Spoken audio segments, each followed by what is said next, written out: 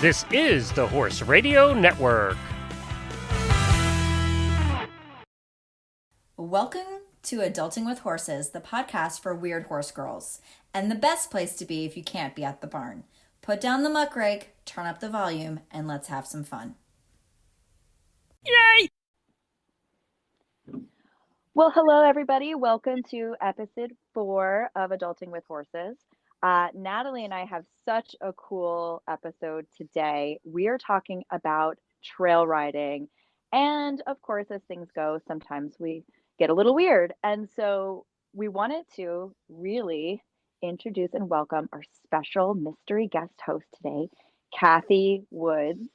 Now, Cathy is a longtime yogini and equestrian. She's the author of Yoga for Riders and the creator of Body Mind Equine. And she has a lot of experience with yoga and mindfulness for on and off horses. But that's not why we're having her on, even though that is very cool. The coolest thing about Cathy that I just recently learned is that she's a backcountry rider, and she has been riding in the Appalachian Mountains for quite a long time. So we thought she would be the perfect person to come on and have a chat with us because, she's got a lot of stories. Welcome, Cathy. Hi, thanks for having me. I am very excited to be here, and I'm so thrilled that we're going to talk about trail stuff because trail stories are my favorite thing to talk about. I mean, I love talking about yoga for riders and all those great teachable learning tools that I offer, but really my passion lies in being in the backcountry on my horse and having many, many great adventures here in the Smoky Mountains, as well as other places around the country. So I'm excited. Thanks for having me. You're so welcome. And I'm very excited to hear some of your stories. And, as I understand it, you have kind of been self-taught on the trails. Is that correct? That's true. I always say the trail, my teacher. I learned so much about riding on these trails here in the Smoky Mountains over the past 25 years and rode some before moving here and before riding here. But really, these challenging trails and riding with really quality horse people really has just taught me so much. And, the trail teaches us things like awareness and balance and connecting with your horse. So it's just a great place to experience horsemanship in all its forms. Yeah, I think it's really underrated, right? I mean, so Natalie, how about you? Do you love trail riding? No, I hate trail riding. Trail riding is just chaos in a saddle for me. All of my trail riding stories are epic adventures of danger in Florida. I've had almost no positive trail riding experiences in my entire life, and I'm also afraid of heights. Well, I'm just taking a note here that I will never be going trail riding with you ever. Oh, see, I was thinking just the opposite. Like, I want to take Natalie on a trail ride so we can have a really positive experience. I need, when you take a horse cross country schooling and you've got the schoolmaster in front, so your horse can follow after the schoolmaster. Cathy, will you be my schoolmaster? I will absolutely be, and so will my well-seasoned horses. I don't know. Once Natalie gets going and confident, though, I feel like she might be the agent of chaos. What? No. What? No. Never. Well, I mean, my God, Natalie, if that isn't an intro to, I want to hear that. I don't know what is. Oh my God. Well, so I've spent a lot of my life riding solo in Florida, and like nothing is normal here.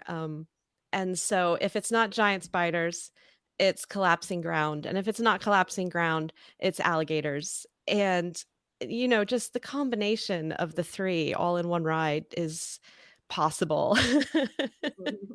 But I feel like most of my misadventures just involved one of them. And, the one with it's banana spider season here. So if you want to Google banana spiders, go for it. You know that I have a fear of spiders, Natalie. That's why I'm not going to go into depth. I will just say that they are very stationary. So they're not coming at you. Let me put it like that. But right here in this region of Florida where I live now, I lived back when I was like 19 or 20, and I was eventing at a pretty decent level at the time. So I had to go out and do gallop schools, and there were lovely trails at the time. So I was going out and I was doing a galloping session, and nobody had been out on the trail in a few days. And so what I ended up having to do is I'd be on my off-track thoroughbred who's prelim level fit, and we're like covering ground, and then I'd spot the spider web and have to duck down along his neck, like as low as I could get, and hope that he wouldn't drag the spider onto his neck with him. Or Because if he did, I would have to die, and it'd be very sad. I would light myself on fire. You would have to, because they're very enormous. They're nice, friendly. I definitely notice fewer bugs in general around the farm now that they're hatched and making their webs everywhere. Like, you can tell the difference. But if one touched me, I'm gonna have nightmares. and they're not like southwestern spiders or something like that. Like, they're actually really pretty, but oh no, I can never let one get on me, especially not while I was galloping flat out in the woods. So Natalie, not to downplay your spiders, but here in the Smokies, we have what we call bee season, and they're not actually bees, they're yellow jackets that make these ground nests on the trail. And those have been some of my worst nightmares on trails. And the only 2 times in 30 years that I ever had to go call an ambulance for somebody was due to these ground bees, these yellow jackets. So the spiders are creepy, but at least they're not going to kill you, and it doesn't turn into a rodeo out there, I guess. Yeah, Oh my no, God. you're I have a absolutely love right. story. Because Heather, you have a bee story. And then It's when I epic. lived in Maryland when I was a teenager, I witnessed bees take out a trail ride. I Oh, was yeah. not on it, but I was back at the barn when the horses returned without riders. No, I'd much rather. My bee Yeah. story is like, I will dine on this forever, and I'll make it a short version. But we went out for a couple of horses on a trail ride on our property, and it's extensive. We had 500 acres, and we're coming out of the field up into the woods, and all of a sudden my horses he starts kind of rearing up a little bit, the little half rear, just kind of throwing a fit. Yeah. And so I called ahead and I said, guys, something's wrong. We need to turn around. Finally, they listen. We turn around. So I take up the rear again. And the next thing I know, the head horse just rears up on his back legs and just books it. Rider jumps off, grabs the reins. The next rider, her horse goes in the air. I'm like, what the hell is happening? Needless to say, my horse is throwing a fit and he's rearing and bucking. And I'm like, there's no safe way to jump off this guy.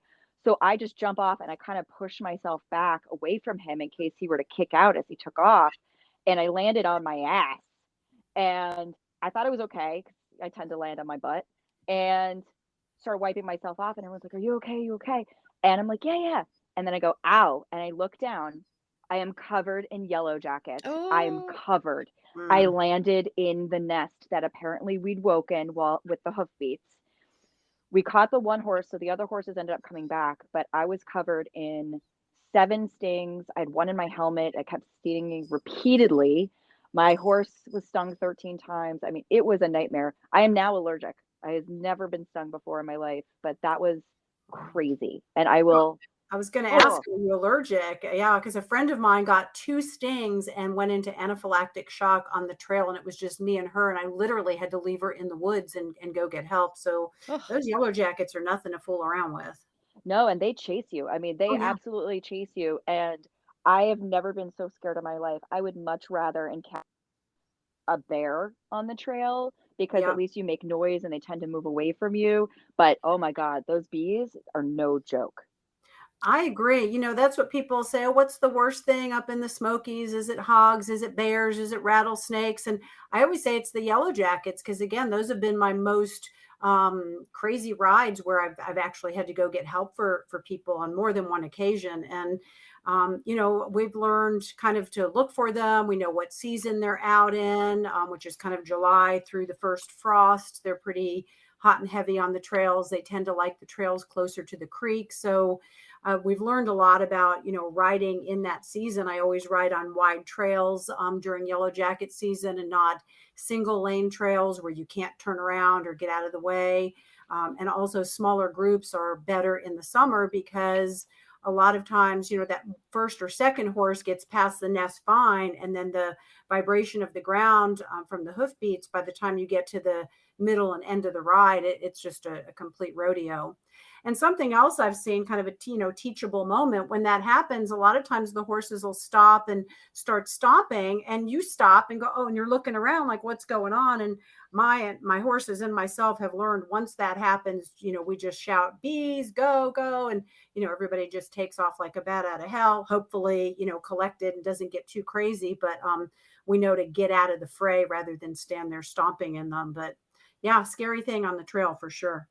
Yeah, and that's actually a good teachable moment in the sense that your horses are telling you and you need to listen. I mean, they don't act up for no reason on the trail. You actually need to trust your horse big time when you're out there. You have to be a true partner.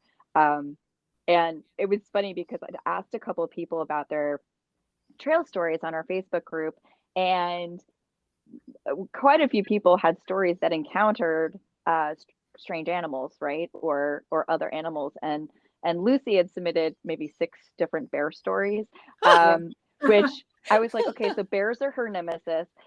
But there was one that I wanted to read because it was really, it made me laugh out loud.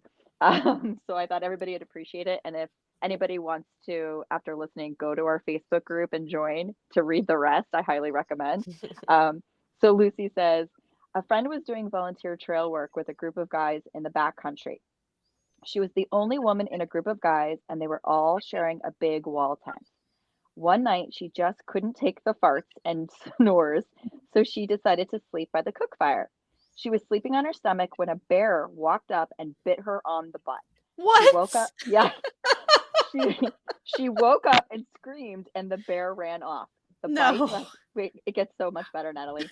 The bite left a nasty scar on her for years, and she got free drinks at a local bar for hiking up her skirt to show off the scar. Now that sounds like something I would totally do. That is so crazy. I love that. And yet, no. Where is this? I need to never go there. It's the Smoky Mountains. Yeah, it's Smoky Mountains. The Smoky Mountains sound terrifying. They're full of bugs that chase you, bears that bite you on the ass while you're sleeping. Forget it. Natalie, I have another one about the Smokies here. This is the most visited national park in the country, may I add. Yeah, and there's a reason for that. It's equally as beautiful as it is precarious. And I would say, 98% of my rides have went swimmingly.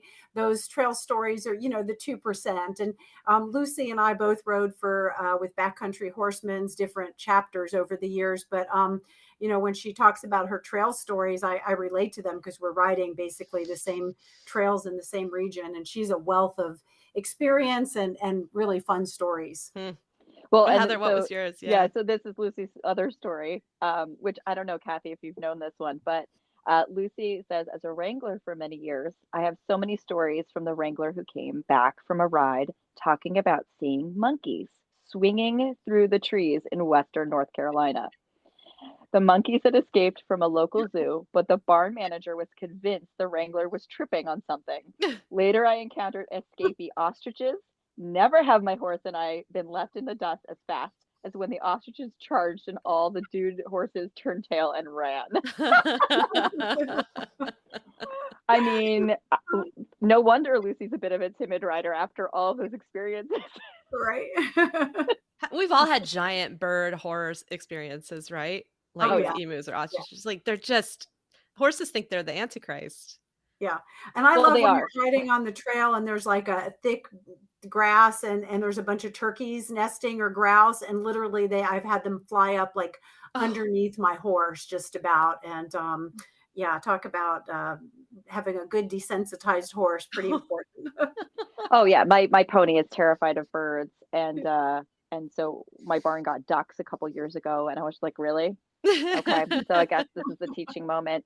And now he's better, and so we actually have wild turkeys that roam around, and they get chased out of his paddock by his brother, but he doesn't panic anymore, so yay, I guess. But so I think quite a few of us have had strange encounters on the trail.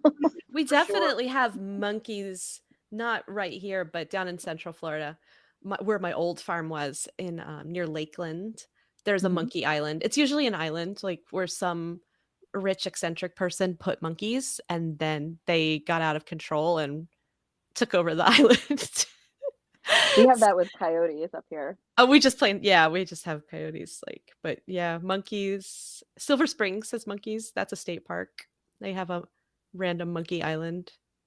But I've never run into Honestly, any on monkeys are horseback. terrifying. Oh, I no, worked at, definitely. yeah, monkeys are a no-go for me. I worked at the Central Sentient Park Zoo. No, forget it. humanoid beings that live in trees. No. And are highly aggressive. Yeah. Yeah. You No, guys thank are you. you guys are funny. So I don't know if you know this tidbit about me, but I worked with primates for about 9 years. I trained chimpanzees, orangutans. I was a surrogate mother to capuchin monkeys and rhesus monkeys in Florida in the Clearwater area for many years. So I'm a monkey nut. Like monkeys and horses and cats are, just kind of my favorites.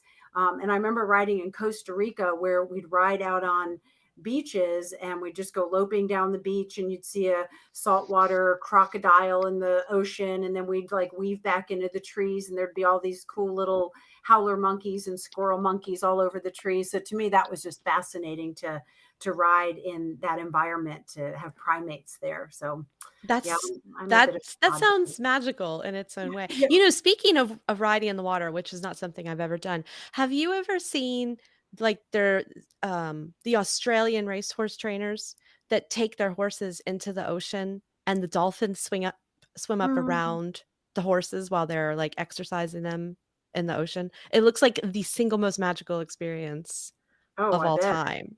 Yeah, yeah, no, Yeah, that's that cool. would be amazing. We live very near Fontana Lake, which is a very large lake here in Western North Carolina, and I can actually ride my horses down to the lake. It's maybe a half a mile, and it's great because my horses are now seniors, and we're not doing the big trail rides. And we love going down there and letting them swim and splash around. And it's so good for them to play and to cool off, and it helps their arthritis. And it's just so fun and magical to be out there with them. Not always on them, just sometimes I lead them out there. Sometimes I will sit on their back. And it scares me when they get to a deep spot and they're going to swim. I mean, I know they're capable of that, but protective mom here always gasps that they're going to drown or something.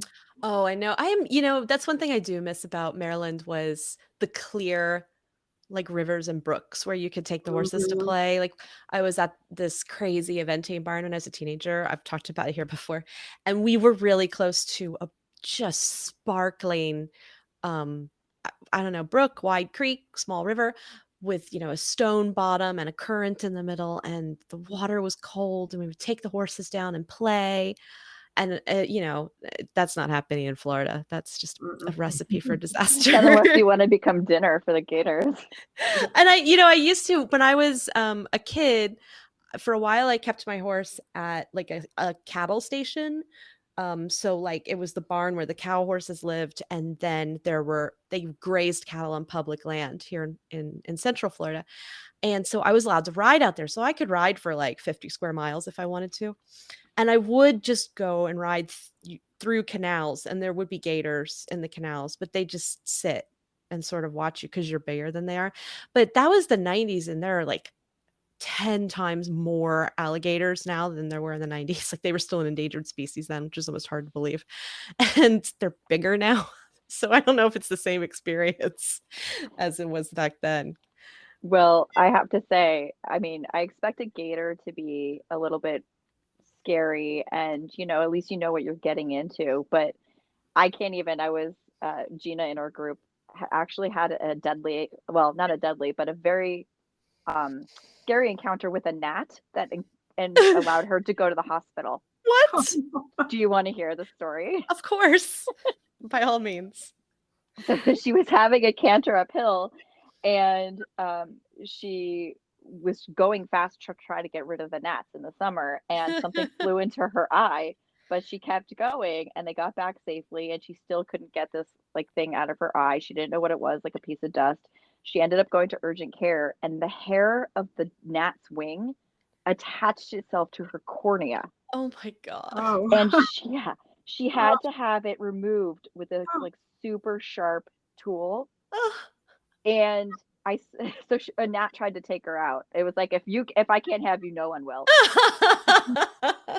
Yeah, that story could be titled like, the smallest issue on a trail. That's so amazing. Something Yeah. tiny. You're so right. Like, you think horses are dangerous? Just wait till you see what can happen with a gnat while you're on Exactly. horseback. I mean, now I kind of understand why every time he's in the woods in summer because he acts like he's totally seizing and he just bobs his head and prances. And now I know he's just protecting us from the gnats. Yeah, there you go. Yeah. I'll tell you what was a strange thing to see on a trail. I rode out in South Dakota in the Black Hills for 2 weeks. We trailered horses from North Carolina out to South Dakota, and there were 4 of us. And Custer State Park has the largest wild herd of buffalo in the U.S. And we got up in the morning and we're having coffee outside our tent the first morning, and the horses were in their little tie stalls, their little pens, and having a cup of coffee, and here walks a buffalo like 15 feet, and the ranger's like, oh, you need to get back. And I'm thinking buffalo, large cow. I guess I don't have those here in the Smoky, so I really wasn't that alarmed. And he proceeded to tell us that the week before a horse got gored by a buffalo. And I said, oh my goodness, we're going to be riding out here for 2 weeks, do you have any tips? And he said, yeah, whatever you do, don't startle the buffalo. And that is actually the title of my next book, Don't Startle the Yes. Buffalo. So we are like, okay, we won't startle the buffalo. Well, 5 minutes into our first ride, we're riding to the lodge to grab breakfast. And what do? We startled the buffalo 5 minutes in. And it was just the scariest thing. Talk about a horse spinning fast. And if you don't have your seat and balance, you went sideways and been left there with the buffalo. And I mean, I don't think my horses had never seen anything larger than them on a trail before. So it was, like encountering a Mack truck with horns. It was pretty scary. And I was literally shaking in my saddle for probably 15 or 20 minutes after that. And I said, there's no way I'm going to ride out here for 2 weeks. This is going to be a disaster. But we did navigate around the buffalo the remainder of the time. And they're amazing to see. But, talk about kind of a large, scary thing on the trail. Very That is much so. extremely scary. Yeah, my Spoken as a woman backcountry with alligators. stories. Yeah, yeah. My backcountry stories are kind of wild because they're literally far in the backcountry a lot of times. But something I've learned too is you don't even have to be far in the backcountry to have these weird encounters. You could be riding off your own property and something could happen, especially when you live out in the country. Oh, Yeah, well, for even sure. here, I mean, I live in a very urban setting, so we get mountain bikers, runners, people with off-leash Yeah. dogs, kids, strollers. I mean, you name it. Your horse has got to be comfortable with it. So Mhm. that can be its own obstacle. Right. Exactly. My plan with Ben is to start taking him on hand walks down we live on a dirt, like 2-track road. And I want to take him on hand walks down the dirt road and then on a little further down the Lime Rock Road that we live off of so that he can get used to the human elements that are scary Hmm. because like the woods, he's okay. Woods, he's even okay with tortoises now, which we used to have this whole gopher tortoise situation, but he seems cool with them now. But, new mailboxes are scary. Gates hung at odd angles can be very scary. And, random dogs, things like that. And I personally am a big old wuss once I'm out of the arena. So I just prefer to just take him for a hand walk, let him eat, give him treats, and let him learn it all with me on the ground because he will spin and I will fall off. You know what? I do the same thing, Natalie. Yeah. I hand walk my horses. I mean, Delight, you're safer being on him because he tends to be quite bold and he will go through you. Like Mm, he doesn't mhm. have a bubble. He doesn't recognize your human bubble. And we're working on it. But Ferris, there's many times where I get off and I just walk him because he is quite nervous on the trails. Um, and he does better by himself. But I have to imagine, Kathy, that your horses have kind of been there, done that at this point. They have, especially one's now 28 and one's 32, and I've been riding them for 20 something years here in the Smokies. So yeah, they have been there, done that. And when I say trail riding, it's typically not go out for an hour. It's minimum 3 hours to overnight to several day pack trips, and did some trail clearing for backcountry horsemen. And so yeah, I spent a lot of time on the trail. It's not just a day in the park. It's creek crossings and ledges and ridges and bushwhacking around obstacles on the trail, and having chainsaws packed and Wow. toting a pack horse. So yeah, a lot of trail adventures. And now that I'm of a certain age, that is a little less appealing to me. And also my horses are older now, so it would involve me getting another younger horse to ride the way I used to. But I think it's important to kind of honor where our horses are for sure, but also where we are in our lives. So I'm not sure I'll continue riding at that level, but I'm so glad that I had the experience to do that and just have a whole repertoire of teachable moments on the trail, experiences, great connections, trail camaraderie that happens when you're, with a group of good riders. And, Natalie, you were talking about, riding, and Heather said, I'm going to make a note not to ride with you. There are some people that I choose not to ride with, That is such a great topic. She's siding with Heather. The No, schoolmaster has admitted that I am an agent of chaos. Not about you, about Absolutely in not. general. Yeah, in general.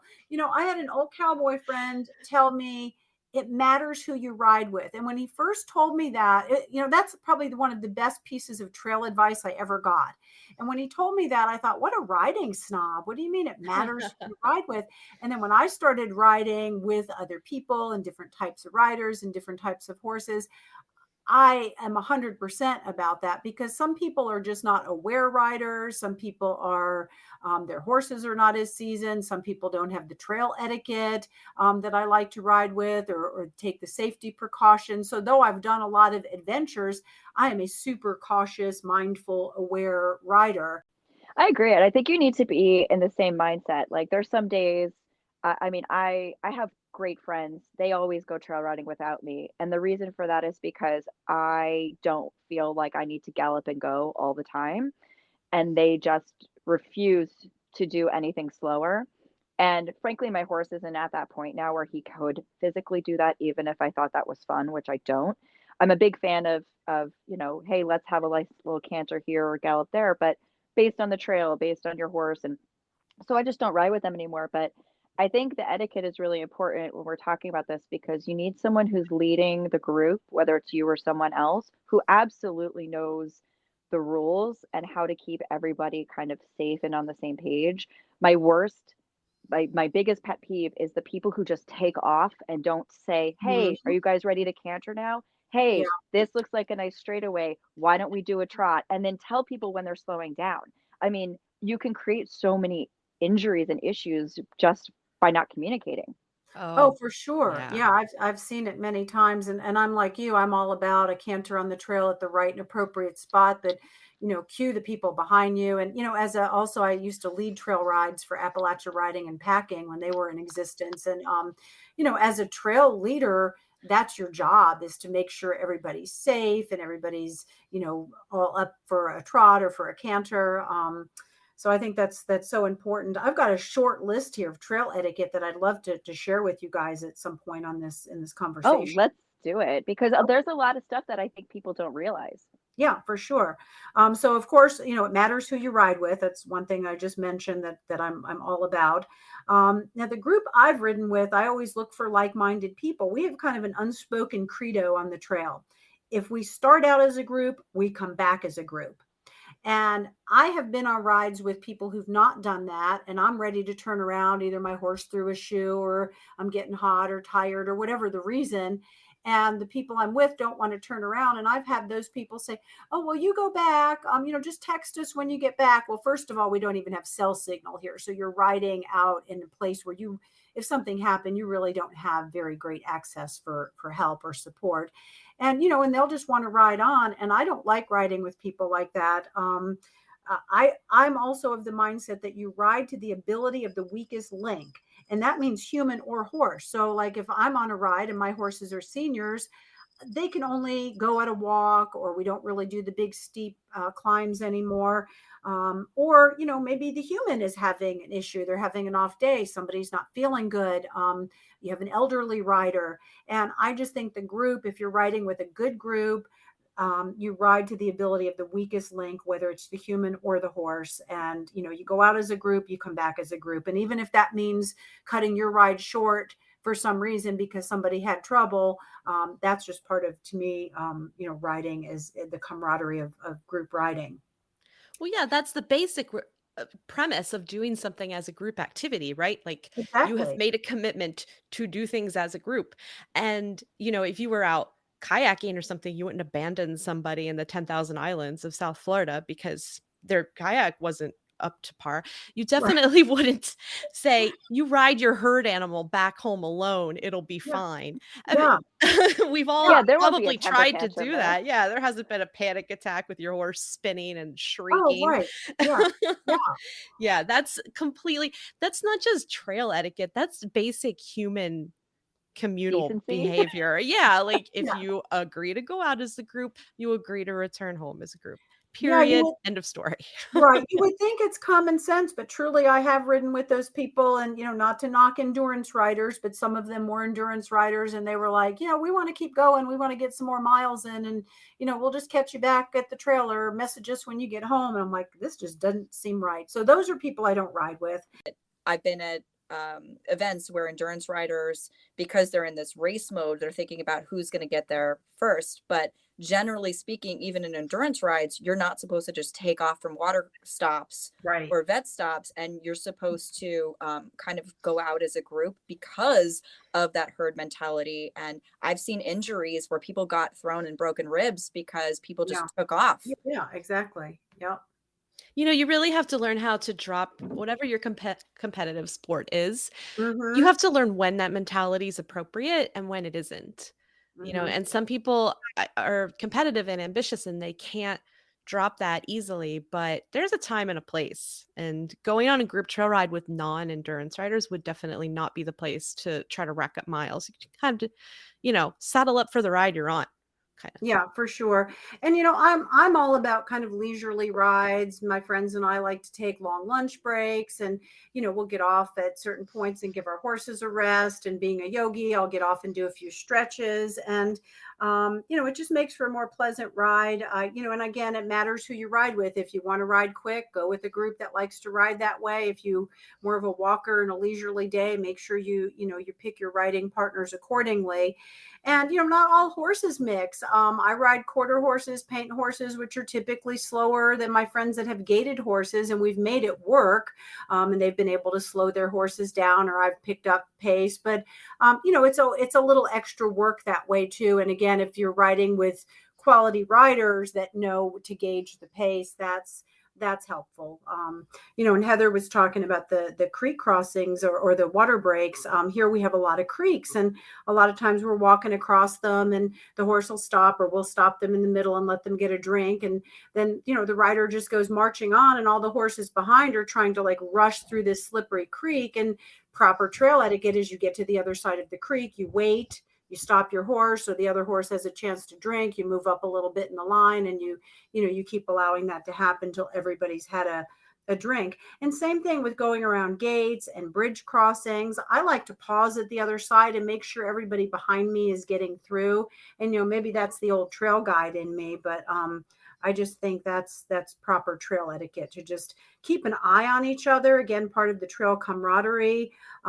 Don't be afraid to speak up about, for safety issues. And I find sometimes somebody's having an issue and they don't want to be a bother, so they don't speak up, and they endure whatever's going on. And I just think it's important to be able to communicate with who you're riding with, and to just be aware, and also be aware, like when somebody else is having trouble on the trail, sometimes just simply switching up your place in the line changes up the horse dynamic. So if somebody's having a hard time, out front or crowding or whatever, just offering to change up that position is good trail etiquette too. And not being so attached to, well, I have to be in the front, or I have to ride drag or whatever.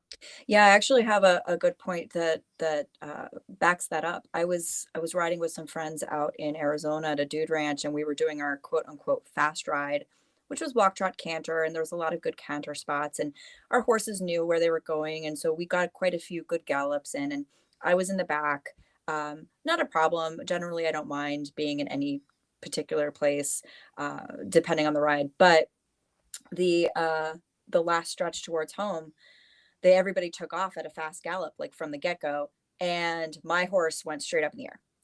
And I don't know why. I must have been doing something to hold him back, but that's not my intention. And he started just panicking the farther everybody got. So finally I called out and I said, "Hey, everybody stop, hold up." And they were a good, 50 feet ahead of me by that point. And I was incredibly embarrassed. Like I caught him calm. They brought a new horse to me. My girls were so wonderful about it, but later on one of them was like, "Your horse didn't rear, you're full of it." And I was like, "Are you kidding me right now? Like, why would I just create this drama?" Like, my horse decided that for some reason it was going to act up, and it got worse because you guys got farther away. I'm going to ask for help. I'm not going to just ride through it. I would have ended up in a cactus. And so, it's one of those things where I get like offended, but at the same time it's just like, I don't really want to ride with you anymore. Right. Yeah. Yeah. That's valid for sure. Yeah. Trail riding can be so fun, but I think the big thing to take away is there are rules. It matters who you go with. And if you can't find anybody, do like what Natalie and I do, because I don't have anyone I can really go out with, is I hand walk my horses, and I stay close to home. I venture farther and farther away. And then really what I'm trying to do is find someone who's like-minded like me, who's willing to follow the same rules. And it's not as easy as you think. Oh, I know. Yeah, yeah. It's effort to find a good group to ride with. And for years, I was really fortunate here in the Smokies to have a really good group of friends, and we would ride anywhere from 3 to 5 times a week. I mean, we were really avid and really committed to it. And, there was always a good sized group. So if somebody couldn't go, there was somebody else that could. So I was fortunate. But, as we're all getting older, who's quit riding, who's moved away, who's horses are retired now. So our group here has shrunk also. And it is not always easy to find people to ride with. And that's the great thing about like coming on some of these retreats that Heather and I are doing, because you do get to ride with like a group of like-minded women, and there are rules, we're just not out there all random. I love rules. It sounds amazing. And my life is so incredibly chaotic right now that Yeah, we don't want your there's chaos. yeah, I feel like I would come to escape my chaos, and I would bring it with, and all of ice. There'd probably be another volcano, and I'd be like, Well, "Sorry, Iceland." the volcano was erupting for like 5 months last year, but it's a slow burn. So, I would ground all the airplanes. We'd have to take a ferry to like Germany. It would take days. it's all good. Well, and so I wanted to switch topics here because I want to talk about, we're coming into summer and there's a lot of these holidays coming up. And so for this episode's pop corner, I wanted to talk about fireworks and get everyone's sentiment on how they think about fireworks as horse owners. I have so many opinions about fireworks. I do too. That's why I was kind of curious what your opinions were and Cathy's opinions, because Cathy, you live rather remotely, but I have to imagine there's a lot of people who like their fireworks where you live too. They like their fireworks and they like their guns here in rural Appalachia. So not just on 4th of July. So we deal with that kind of regularly. I mean, luckily I'm on 30 acres. I'm pretty remote, but we do hear people not so far off target practicing sometimes, or hunting and fireworks. I'm not a fan of fireworks for any animals. The dogs and cats don't like them. The wild animals, I'm sure, don't love them. My horses, for the most part, don't seem to be too freaked out by them, because we have been on the trails and heard, gunshots fairly close by. So they're very desensitized, but I don't love it. I just think it stresses out the animals. But I don't think we're going to change the 4th of July celebration. So I think the best we can do is put our animals in a, safe and quiet place as we can, and keep them comfortable and reassured that they're okay. Yeah. How about you, Natalie? I mean, I personally have a sort of mantra that I repeat to myself, which is, just because you like something doesn't mean you can have it. Two things that I really, really love are fireworks displays and balloons. Both of them should be done with. We should, as a culture, we should have moved past both filling plastic things with helium, which is a non-renewable resource, and blowing things up and sending sulfurous smoke into the air for oohs and ahs. I love them both. We can't have them anymore. That's my stance on fireworks and balloons. And I bring up the two of them together because obviously I have a lot of theme park experience, and those are two main tenets of the theme park experience, right? Is you get a balloon during the day, which you will regret for the rest of the day. and you stay for the fireworks show. I love huge, enormous theme park fireworks shows. I absolutely love them. But I'm willing to do without them. When it comes to personal fireworks, like why? Like what is the point of those even? They look Fire, stupid. fire. I mean, to just have a bonfire.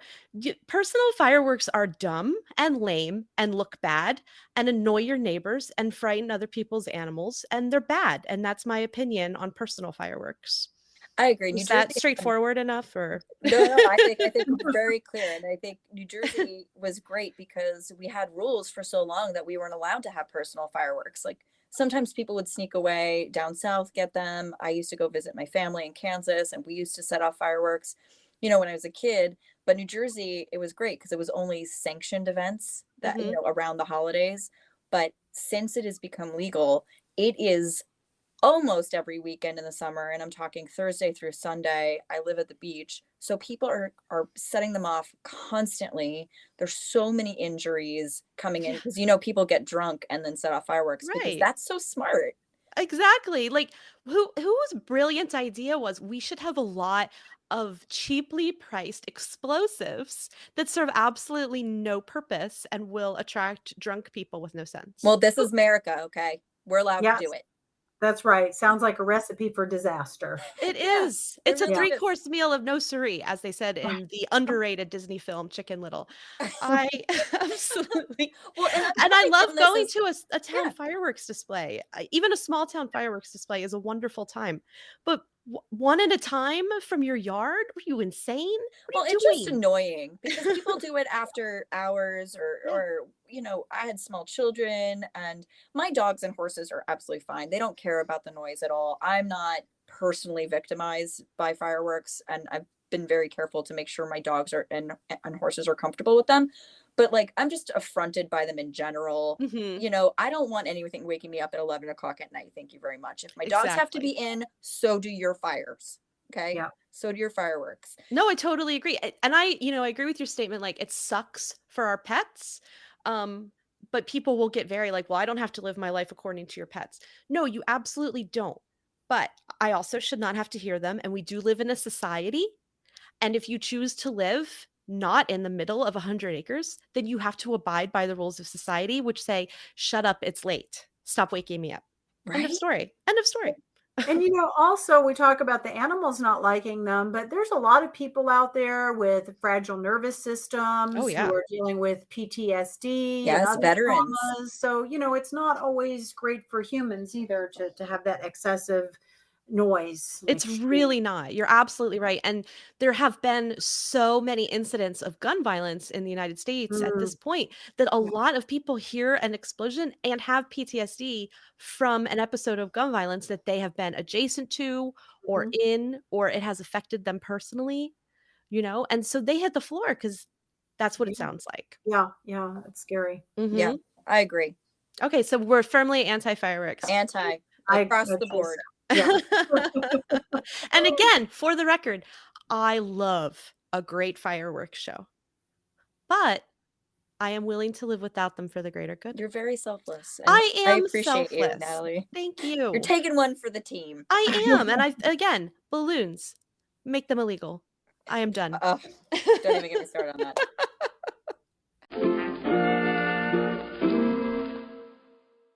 Okay, so let's talk our adulting win of the week because I have a big one I am really proud of. Okay.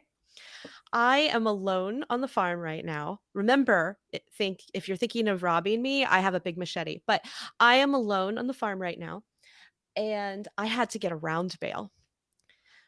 Oh God. Uh, I see where this is going. so I had a couple of ideas for how I was going to get the round bale out of the back of the truck by myself. And the first one didn't work, which was to have the truck on a little bit of a slope and slam on my brakes and then gun it. That didn't do anything. Uh, and I was a little afraid the round bale was going to like come through the back window of the truck, but it didn't. So what I did was I took some of the like tie downs, that you use for the back of your like loads on your truck with ratchets and they're nylon.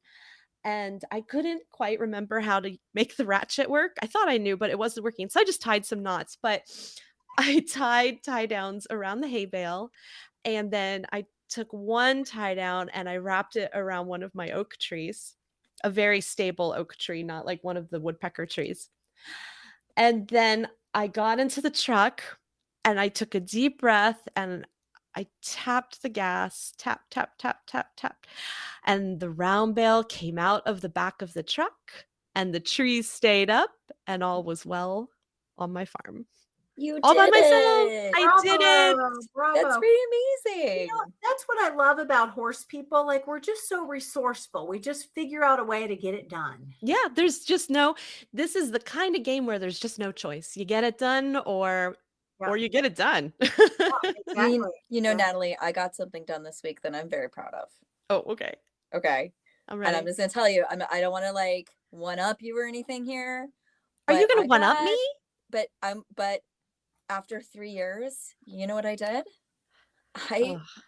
I not only blocked the time in my schedule, but I actually showed up and I got a pedicure. Okay. Nice.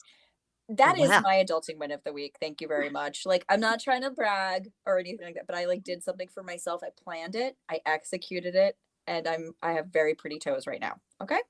That's pretty. I should do that. I'm going on a cruise next month. And wouldn't it be nice to have Ooh. pretty toes? The last time I got a pedicure, I was 18 years old.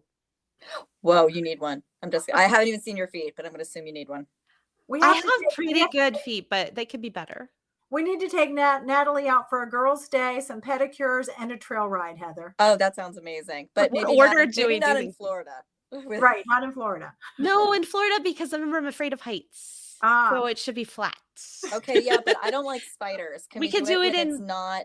Let's do it in the winter. January through like May is safe. Well, I do want to come down in February for, WEC and everything like that. Maybe Cathy can have a clinic down there or something at the same time. Yeah. Yeah, I think the February is the time to be here, quite frankly. It is, yeah, Yeah. for sure.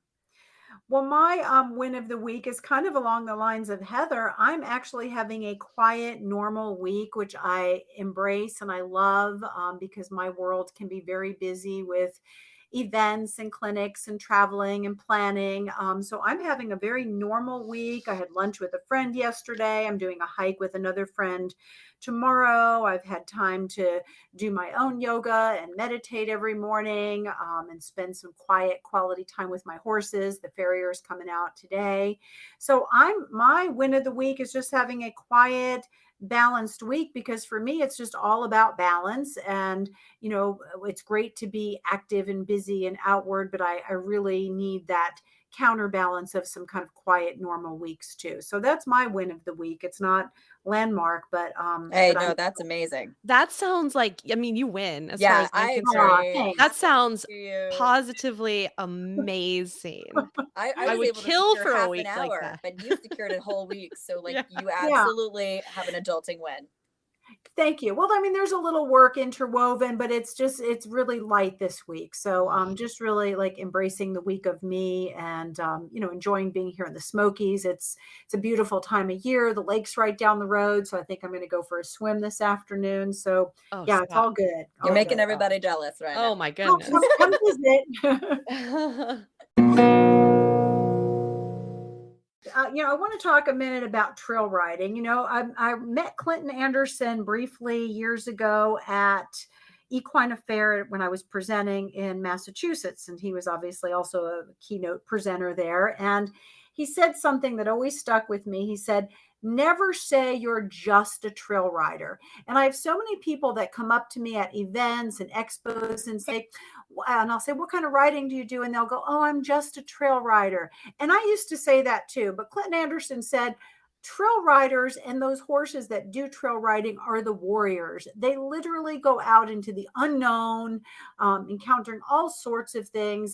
So they're the real warriors. So I want to encourage people that trail ride, don't ever say, "I'm just a trail rider," because you're not showing your horse or you're an eventer. So I wanted to start off with that. But my trail story I have many, but this one has a teachable moment about the importance of desensitizing your horse. So one of the oddest trail moments that I had, and I was really glad my horse had been desensitized to this, I was riding on a Forest Service road called Stokoe Gap, and it's kind of where the Appalachian Trail crosses this gap. You can't ride horses on the Appalachian Trail, but you can ride them on these Forest Service roads. So around spring, we have a lot of what are called the through hikers. They're doing the Appalachian Trail from Georgia to Maine. So a friend of mine and myself go up there really one super foggy morning, and they don't call the Smokies for nothing. I mean, we're talking thick fog, like can't see 10 feet in front of you, like, pea soup. They call it socked in around here. So we were socked in as we're starting the trail in the morning, and we get maybe 10 minutes into the trail and we turn a corner. Now, mind you, we don't usually see a lot of people on this trail. So we turn a corner, and to our great surprise, we see this big blue tarp on the ground amidst the fog. So my first thought was, oh, it must have just, blown in there by the wind somehow. It was, from some camper. And then when I saw the bulk of the trail, my second thought was, oh my God, there's a dead body in there. And somebody dumped this body on the trail. So of course, my horse startles for a minute, but he didn't really overreact. And my friend's horse kind of did the same thing. And, it looked like this big blue burrito on the trail. So then we start seeing this burrito moving, and we're like, oh my Oh goodness. my God. So it didn't take us long to realize like someone is inside of the tarp sleeping on the trail. Turned out it was one of the Appalachian Trail through hikers that decided to informally camp out there. For whatever reason, they didn't go to one of the designated camps. So I call out to the tarp, hey, we're coming by with horses. And it was a big enough surprise for the horses to see this, but then to see it kind of moving and talking, and they just sort of froze there. They wanted to turn around, but we kind of quickly pointed them, at the tarp so they could see what was going on. And we're all trying to get our minds around it, horses and humans. And the guy kind of peeks out and he says, oh, I was just sleeping on the trail. And we said, well, could you move off the trail? Because we're going to come by with the horses. And he kind of groggily says, yeah, okay. So he still doesn't really get out of the way. He kind of slowly emerges from the tarp, and we're asking him, be slow so you don't spook the horses. And he kind of drags himself over to the side of the trail, but leaves the tarp in the middle of the trail. And we're like, can you move the tarp? And the guy was kind of incoherent. So I didn't know what was going on with him. And he wasn't going to move the tarp. It was all he could do to move himself off the trail. So we have to continue on the ride, and we have to walk over the tarp. Now, luckily, my horses have been desensitized because I actually use tarps in desensitizing them. We walk over them, we drape them on their back, we rub them all over, we wave them around like a noisy flag. We've had to stand on tarps at obstacle challenges. So I really attribute, the mild reaction of my horse in this situation to the fact that I've desensitized him, to these kinds of things. But it was kind of a, strange thing to see on a trail. I mean, you might think you'll run into a wild animal or something, but, a human rolled up in a blue tarp like a burrito, was really kind of a surprise to all of us. And the horses could have boogered off the edge of the trail or ran over the guy or turned around and bolted. But so desensitizing was, the moral of the story. So the more stuff you can get your horse exposed to, I think the better. And again, like Clinton Anderson said, those horses are warriors, because whoever would have thought, we would have seen a big moving blue burrito type thing on the trail with a guy inside. So that's one of my many That is trail a crazy stories. encounter. Like that, my horse would have dumped me and ran off to save his own hide from the Right. get. And he's pretty, I do a lot of stuff with him, but that scenario, he would have been like, no, bitch, I'm out. Oh, Sorry. totally. You're Yeah, gonna I get eaten. can't think of a single horse I could have ridden. And I have run across my share of people sleeping in the woods when I was in Central Park and some of the other parks in New York City on patrol. And our patrol horses would be like, what's in the woods up there? Like, that's just a dude sleeping. We're gonna go check on him and do a wellness check. The horse is like, no, we're not. And these are urban horses that are used to being in traffic and stuff like that. They're like, Yeah. horses do not like things that are still that should not be still. Right. Right. Yeah, or anything new, really. Well, that is woof. That is scary. I'm glad you guys were safe and made it out. And I will second and say that trail riding is my absolutely favorite thing to do. but it is also the thing that scares me the most, because literally anything can happen. And to have a truly safe trail horse is so priceless. Priceless. They are worth their weight in gold. Yeah. I mean, I've got so many stories comparable to that, that my horses have got me through moments that I know if I'd have been on a different horse, it would have been a whole different scenario. And we talk about, it matters who you ride with. It matters what you ride too. Not all horses are great and suitable trail horses. And mine have done this from a really, really young age. And we've put them in a lot of different situations. So they've become very accustomed to this. But, that's not to say I just jump on anybody's horse and go trail ride, these kinds of trails with just any horse. So it matters what you ride. That's too. a good point. Ride the horse you have. You gotta know the horse and the job that they want, and use it to the best of their ability.